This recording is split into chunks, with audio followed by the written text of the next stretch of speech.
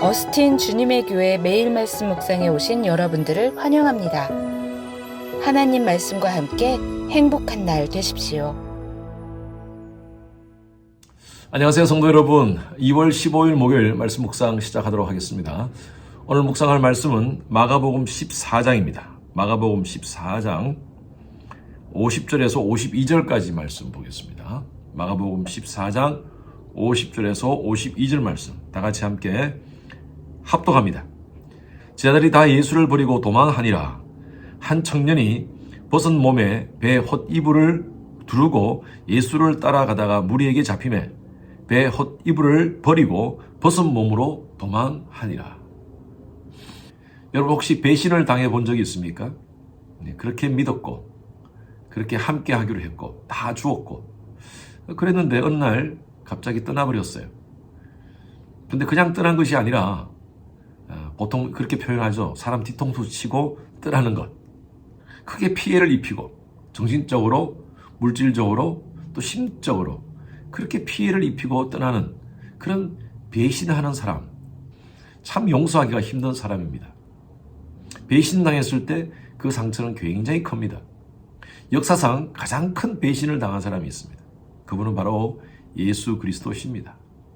제자들과 함께 3년 동안 그렇게 많은 사랑을 주었고 그렇게 믿었고 그렇게 함께 하겠다고 했고 제자들도 예수님이라면 어디든지 함께 가겠습니다 라고 하면서 약속했던 사람들이었어요.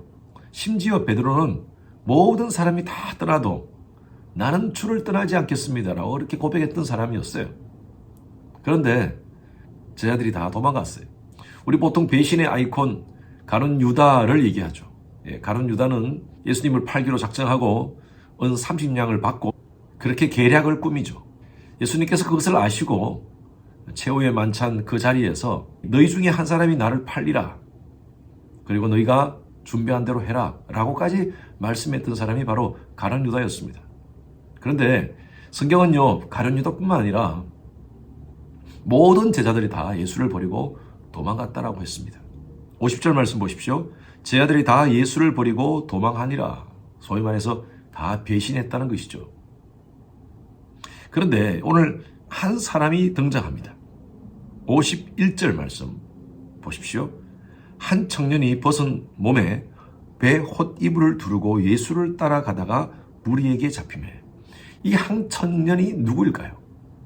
이 사람이 누구일까에 대해서 성경학자들이 얘기하는 두 가지 의견이 있습니다. 한 부류는요, 그냥 익명의 한 사람이다.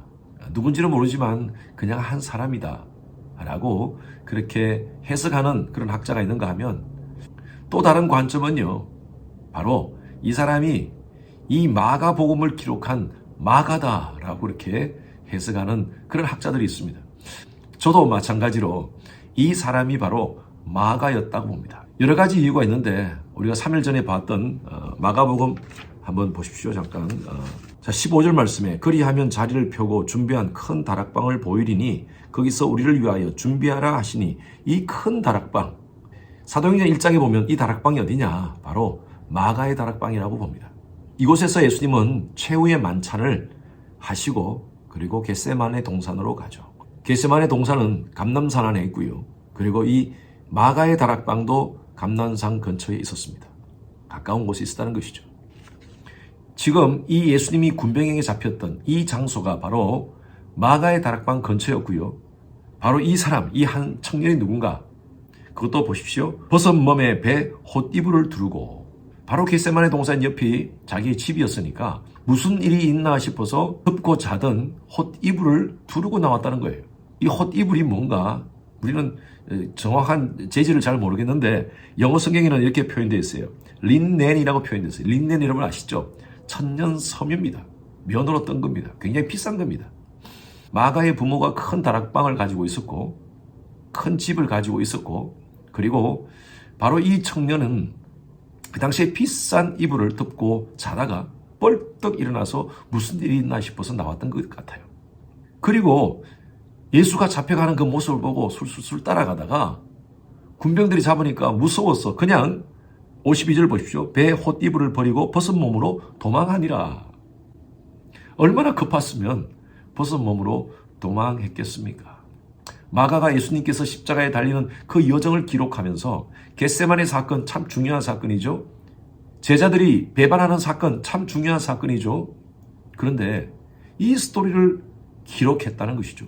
마가 자기가 아니고서는 알 수 없는 사건입니다. 그래서 저는 이 사람이 바로 이 청년이 마가라고 봅니다. 그런데 마가가 왜 이 중요한 사건, 십자가로 가는 여정 사건에 자기가 배반했던 사건, 자기가 빨가벗고 도망간 이 부끄러운 사건을 넣었겠습니까? 사실은요, 마가가 여기만 등장하는 것이 아니라 사도행전에도 등장합니다. 사도 바울이 바나바와 함께 같이 1차 전도여행을 갈 때 마가가 동행합니다. 마가는 바나바의 조카였죠. 그런데 중간에 가다가 마가가 도망을 하게 됩니다.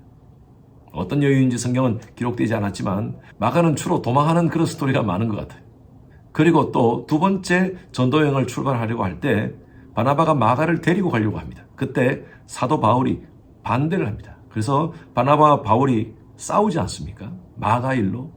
이런 것을 봤을 때 마가는요, 하나님의 일들을 충실히 따랐던 사람이 아니었던 것 같아요.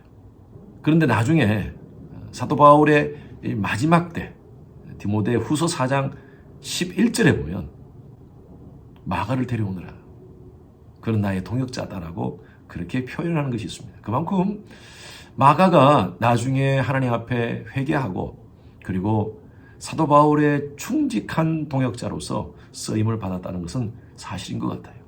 마가가 이 마가복음을 기록하면서 이 자신의 이 부끄러운 스토리를 넣은 이유가 있다고 봅니다. 그것은 바로 자기는 실패한 인생이었다는 거예요. 예수님을 따른다고 갔지만 그러나 도망갔던 사람, 그것도 그냥 도망간 것이 아니라 빨가벗은 채로 도망갔던 그런 참 부끄러운 사람이었다는 거예요. 사도 바울을 따르기도 했지만 또 도망갔던 사람이었다는 거예요. 마가는 이 기록을 통하여서 나같이 부끄러운 인생, 나같이 실패한 인생, 나같이 예수님을 배신한 인생도 하나님이 사용하셨다는 거예요. 그것을 강조하고 있습니다. 저와 여러분도 마찬가지입니다. 우리가 주님을 따른다고 늘 말하고 예수의 제자라고 얘기하지만 매일매일 우리 자신들을 보면요, 또 넘어지고 또 깨어지고 또 실수하고 또 실패하는 우리의 모습들 아닙니까? 우리 모두 그런 존재예요. 왜 그런 줄 아세요? 우리 속의 죄성 때문입니다. 목사인 저도 마찬가지예요. 늘 말씀대로 살겠다고 하지만 또 넘어지는 저의 모습을 봅니다. 우리는 어쩌면 마가와 같은 존재예요. 정말 부끄러운 존재입니다. 예수님을 3번 부인했던 베드로와 같은 존재예요. 그러나 그러한 실패한 인생 속에 예수님은 찾아오세요. 마가에게 찾아오셨고요. 요한복음 21장에 보면 베드로에게 찾아오십니다. 네가 나를 사랑하느냐? 내 양을 먹이라. 네가 나를 사랑하느냐? 내 양을 먹이라. 그 소명을 받은 베드로가 사도행전 1장 2장 그 후의 말씀을 보면요, 예수의 참 제자가 되어서 복음을 전가하는 일에 그의 삶을 전심전력을 합니다. 모든 제자들이 다 배신을 했지만요, 유다의 배신과 베드로의 배신, 다른 제자들의 배신은 다릅니다. 유다는요, 예수를 배신하고 나중에 스스로 목숨을 끊고 자살을 합니다. 그러나 베드로와 다른 제자들은요, 배신을 했지만 나중에 진짜 부활하신 예수 그리스도의 은혜를 체험하고 그들은 복음 전거를 위해서 평생을 삽니다. 여러분, 우리도 실수투성입니다. 그러나 우리를 찾아오신 하나님의 은혜가 얼마나 큰지 몰라요. 오늘도 이 은혜로 다시 일어납시다. 복음으로 일어납시다. 십자가 붙잡고 다시 일어납시다. 그리고 우리에게 주신 이 복음 전거의 사명을 오늘도 감당하는 그런 예수의 제자로서 삶을 살아가는 여러분 되시기를 주님 축원합니다. 주님 감사합니다.